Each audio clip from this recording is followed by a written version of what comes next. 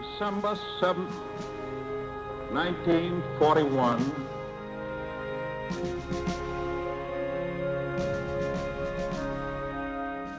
December 7th, 2016, a date which still lives in infamy and in the memories of two men who lived through it.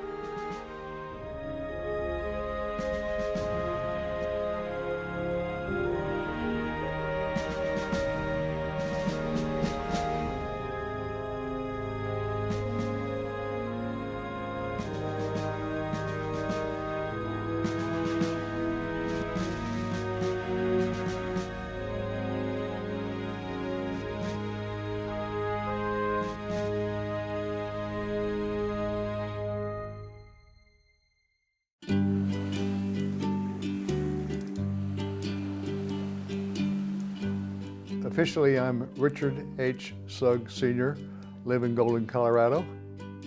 Richard Sugg arrived in Honolulu in June 1940. That was one of the beaches, and that's my mom lying down behind me. And I did learn to swim here in Hawaii. She married a widower, Major Douglas Sugg, and they met when she came over to take a job as the principal of the Schofield Barracks grade school. Lieutenant Colonel Richard Sugg went on to serve 2 distinguished tours of duty in Vietnam.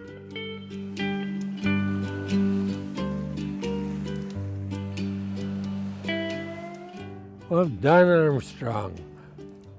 I live in Sterling, Colorado. Well, I was on the USS Tennessee. I was a mess cook at that time. Don Armstrong served 6 years in the U.S. Navy. He enjoyed serving his country. I joined the Navy with a young fellow from Holyoke, Colorado. After 6 weeks of intensive training in San Diego, we got liberty. He said, "Don, what are you gonna do?" I said, "I'm gonna rent some golf clubs and play golf." He says, "Hell, I'm a golfer, I'll go with you." I thought, boy, we're gonna have a wonderful time in the Navy. I went over on December 6th and bought a lot of Christmas presents for my parents, my sisters. Mr. Armstrong had no idea how his life was about to change the very next morning.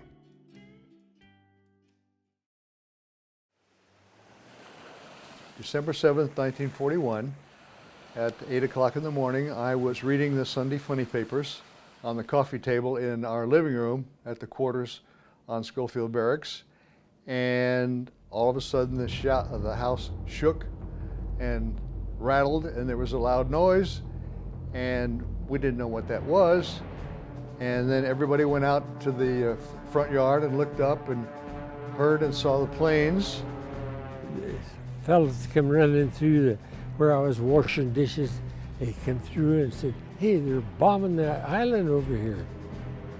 More than 350 Japanese planes swarmed the island, attacking U.S. airfields, military bases, and Navy ships anchored tightly together in Pearl Harbor. We interrupt this program to bring you a special news bulletin. The Japanese have attacked Pearl Harbor, Hawaii by air, President Roosevelt has just announced. I just got up there, and here a torpedo plane came in, dropped each torpedo, pulled up, and here another one followed him. And that one, honest, he was almost as close as the top of that tree, it looks like. If I had a baseball, I could hit him. And he was looking down like this. And everybody was looking up at the airplanes that were flying low enough for us to see the rising sun's emblems and the pilots' faces. We could see the pilots' faces. They were that low. Then my dad said, "Wait a minute, everybody get back inside the house. Those are real bullets." We jumped in the car, and my mother swears that a Japanese plane followed us up the street and was shooting at us. And sure enough, just as we got there, jumped out of the car, a huge noise, loud noise broke out. And what it was the machine gunners were shooting at the Japanese planes that were flying along toward this. The attack caught U.S. forces by total surprise. The Japanese launched 2 waves of planes carrying torpedoes, bombs, and their machine guns. They had just changed my battle station to a talker and a director. and those directors are up there pretty high. Well, we got up there, and there's only one guy up there, and that was the Marine captain of the day. And he says, "Hey, fellas, put on these phones and start reporting the planes coming in." So that's what my duty was, you know. They're coming in and give them the angle, and then they could fire on them. They ended up giving us credit for shooting down 6. One of the things I did see in the air was an American airplane shooting tracer bullets at a Japanese plane. The hardest hit and the first to quickly sink was the USS Arizona. Everything went so fast when the Arizona blew up. If you saw that film, how black it got. And so I got to see so much stuff happen. We got hit by a converted shell, but it hit one of those yard arms, and they figured that ruined the fuse. And it went on, penetrated on the top of the turret, on the way down. It killed 4 guys, fizzed off, but it didn't blow up, thank goodness. We were tied right next to the West Virginia, and the reason it didn't roll over like Oklahoma is because we had it tied so tightly it couldn't do that. We saved the lives of a lot of people. And I watched the Nevada get underway. It had been tied back there, back of the Arizona, and the captain got it underway.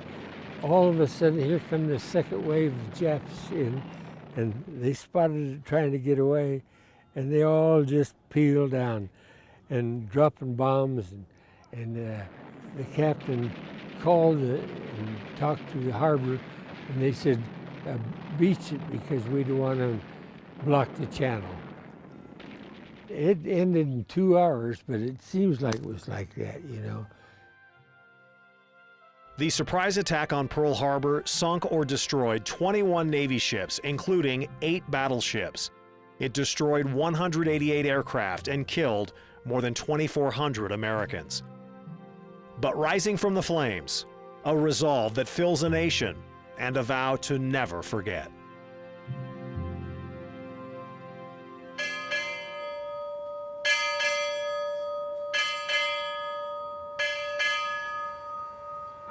Good morning, ladies and gentlemen, and welcome to today's joint National Park Service, United States Navy, National Pearl Harbor Remembrance Day ceremony.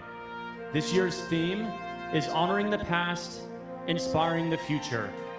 And today, we will pay tribute to those members of the greatest generation who paved the way here in Pearl Harbor for current and future generations throughout the world. 75 years after surviving the attack, veterans Don Armstrong and Richard Sugg returned to Pearl Harbor. It was a trip made possible by Leaf Guard of Colorado and its Belden family founders. You know, this trip all started with Belden's. It was something that we felt was a great idea. It was giving something back to our community, a thank you to our veterans and our active military. The Belden philosophy has always been integrity is our family business. And giving back is something that they've never hesitated to do. I definitely feel that what you do in your community is everything.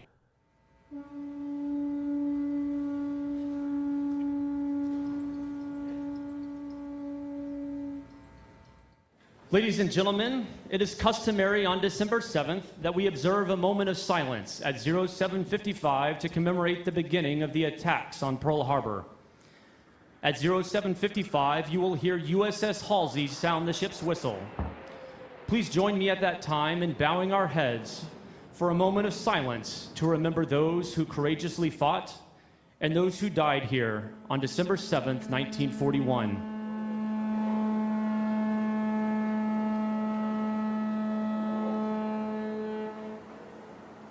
At the ceremony, when I saluted, it's because veterans are allowed to salute rather than taking their caps off and putting on with their heart.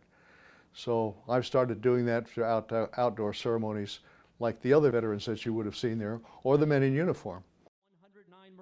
A highlight of the emotional remembrance was the presentation of a wreath, one for each branch of the military. 1,999 sailors lost their lives in the December 7th attacks on Pearl Harbor and Naval Air Station Kaneohe Bay. Many sailors met their final resting place in these waters directly beneath us while defending their ships and helping their shipmates escape the burning hulls. Many more assisted in rescue and recovery efforts in the days and weeks that followed. Will all of our Navy veterans please stand as able?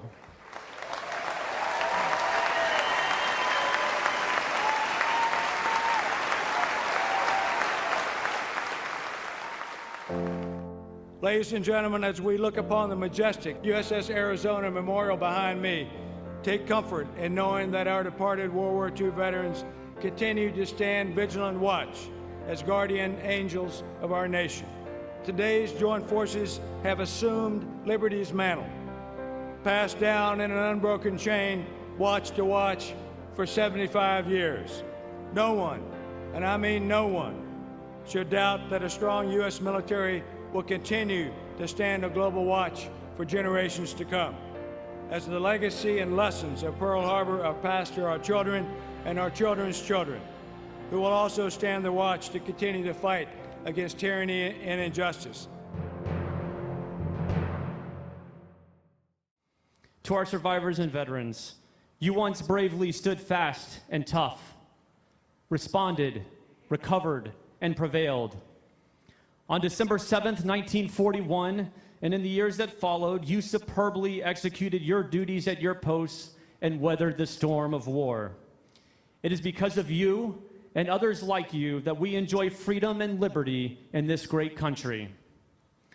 Now, with all Pearl Harbor survivors and World War II veterans remaining seated, will everyone else please stand and join me in expressing our appreciation?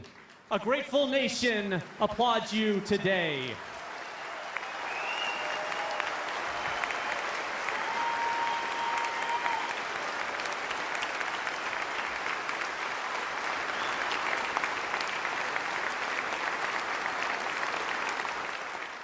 I was so surprised to see so many people here.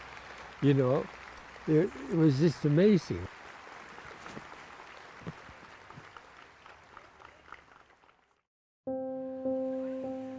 The commemoration was that much more special for trip sponsor Billy Parrish with Leaf Guard. He got to spend time with his brother Liam, himself a combat veteran. I think the trip meant to me and my brother more than I could put to words, really. Liam has been diagnosed with PTSD, and him interacting with other veteran military people, I think it was good for him just to see that some do struggle with the same thing he's been diagnosed with.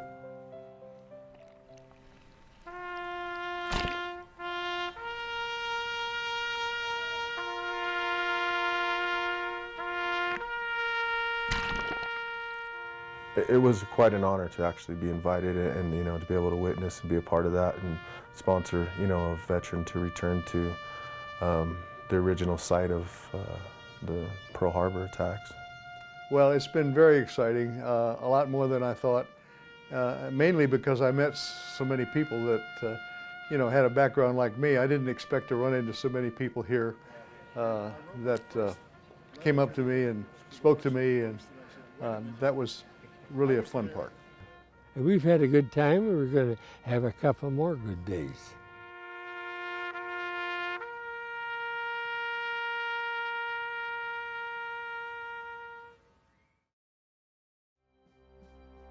To America's World War II patriots here, we will never forget your courage under considerable fire and seemingly insurmountable odds.